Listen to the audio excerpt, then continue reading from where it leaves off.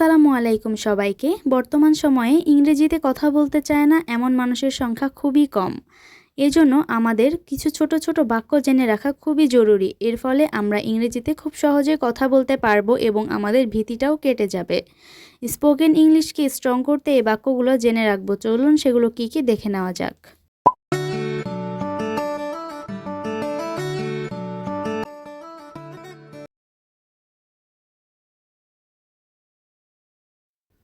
War you talking to me? তুমি কি আমাকে কিছু বলেছিলে? Are you trying to start something? তুমি কি কিছু শুরু করতে চাচ্ছ? What's you want to say? কি যেন বলতে চাচ্ছিলে তুমি? Just see what you have done. শুধু দেখো তুমি কি করেছো। Do you have anything to say? তোমার কি কিছু বলার আছে? I will have my day. আমারও দিন আসবে। Shut up your mouth. তোমার মুখ বন্ধ করো। Hold my hand. আমার হাত ধরো। Be quiet. চুপ করো।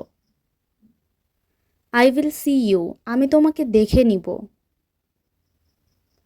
You don't know what you have done. তুমি জানো না তুমি কি করেছো।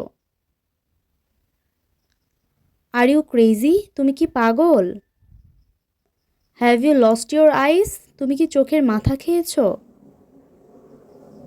Haven't you two eyes? তোমার কি চোখ নেই?